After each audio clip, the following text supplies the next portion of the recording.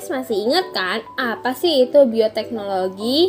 Terus bagaimana sih perkembangan bioteknologi itu? Bagi kalian yang misalnya belum tahu, bisa nonton part 1-nya terlebih dahulu ya. Dan pada kesempatan kali ini, kita akan membahas tentang penerapan bioteknologi dalam kehidupan. Nah, penerapan bioteknologi ini ada banyak ya guys. Ada bioteknologi pangan, bioteknologi pertanian, bioteknologi peternakan, bioteknologi kesehatan, bioteknologi lingkungan, dan juga bioteknologi forensik. Khusus di video kali ini, part 2, kita akan membahas yang pertama ya guys, yaitu bioteknologi pangan. Bioteknologi pangan adalah bioteknologi yang digunakan untuk menghasilkan produk makanan dengan memanfaatkan mikroorganisme.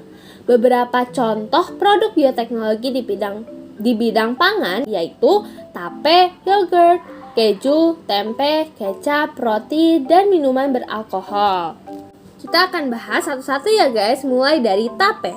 Tape dibuat dengan memanfaatkan mikroorganisme yang ada di dalam ragi tape. Salah satu mikroorganisme yang berperan dalam pembuatan tape adalah Khmer Saccharomyces cerevisiae. Selain Saccharomyces cerevisiae, jamur Aspergillus sp dan bakteri Archaeobacter aceti juga berperan dalam pembuatan tape. Mikroorganisme yang terdapat pada ragi tape memiliki peran yang sinergis. Artinya, mikroorganisme tersebut akan bekerja bersama untuk mengubah bahan baku dari singkong atau beras ketan menjadi tape.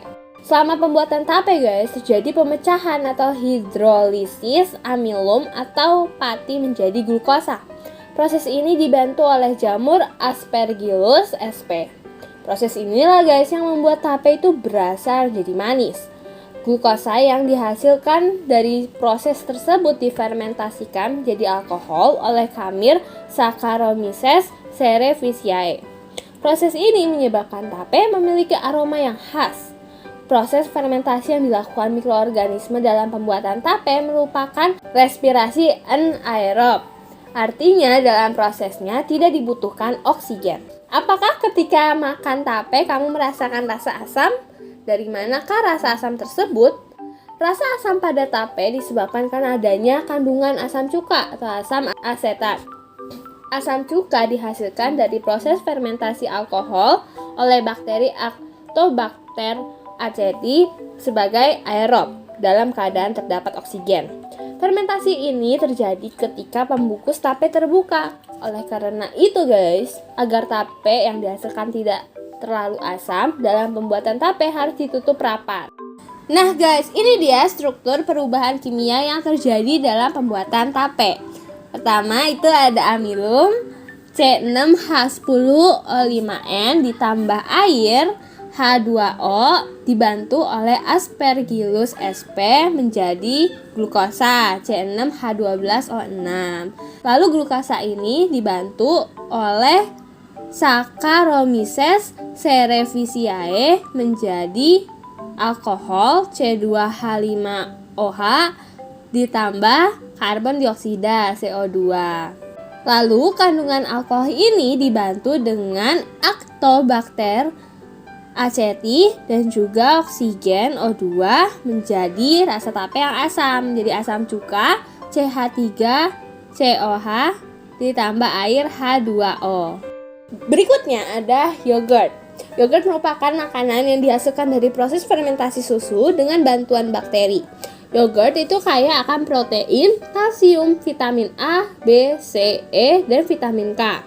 Mengonsumsi yogurt secara teratur memiliki banyak manfaat untuk kesehatan loh guys. Di antaranya dapat meremajakan kulit, membantu proses pencernaan, menjaga jantung tetap sehat, mencegah hipertensi, mengurangi risiko osteoporosis, mengatasi jerawat, dan mengurangi kolesterol.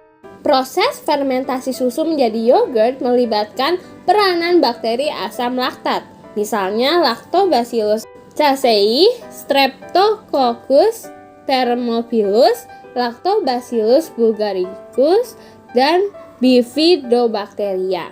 Dalam pembuatan yogurt, susu harus dididihkan terlebih dahulu pada suhu 85-90 derajat Celcius agar bakteri-bakteri lain mati dan protein dalam susu terdenaturasi atau mengalami kerusakan. Bakteri asam laktat mampu mengubah laktosa yang terkandung dalam susu menjadi asam laktat. Asam laktat inilah guys yang menyebabkan rasa masam pada yogurt. Akibat dihasilkannya asam laktat, pH menjadi turun. Turunnya pH juga menyebabkan denaturasi protein dan pelepasan kalsium serta fosfat dari protein kasein susu. Akibatnya, protein kasein menjadi tidak stabil dan mengalami pengendapan. Proses tersebutlah yang menyebabkan yogurt itu memiliki tekstur yang kental. Oke guys, berikutnya ada keju. Keju merupakan makanan yang dihasilkan dari proses koagulasi atau pengentalan protein kasein susu. Selama proses pembuatannya, susu biasanya itu dibuat dalam kondisi asam dan ditambahkan rennet. Pengasaman susu dapat dilakukan dengan menambahkan bakteri asam laktat seperti Lactobacillus sp, Lactobacillus bulgaricus, dan Streptococcus thermophilus. Rennet merupakan kompleks enzim yang dihasilkan di dalam perut hewan ruminansia, hewan yang memamah biak, yang komponen penyusun utamanya adalah enzim renin atau enzim simosin. Enzim renin merupakan kelompok enzim protease yang mampu memutuskan ikatan peptida dalam protein yang menghubungkan asam amino satu dengan lainnya.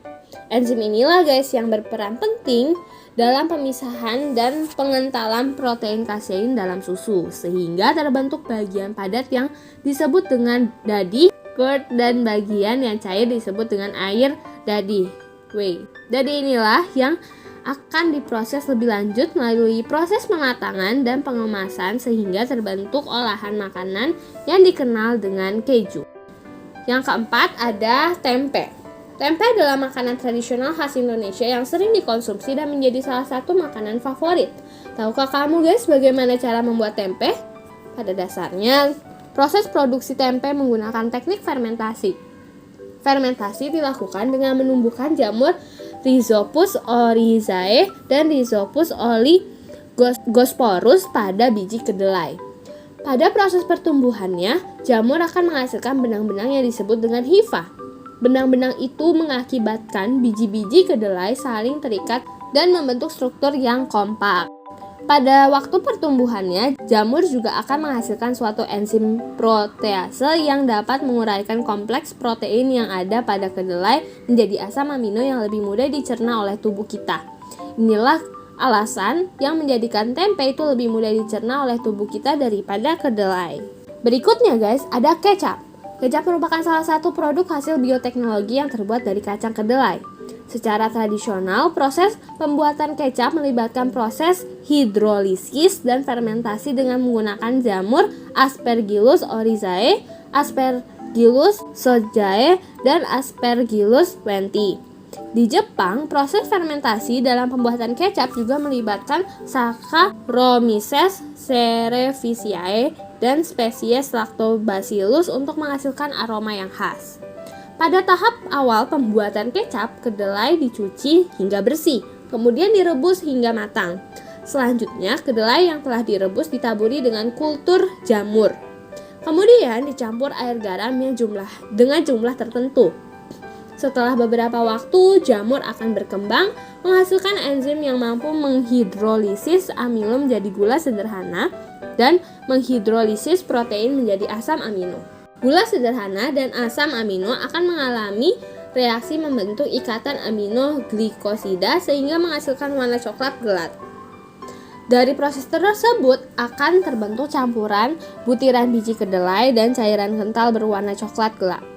Selanjutnya, campuran ini disaring untuk memisahkan cairan dengan butiran biji kedelai.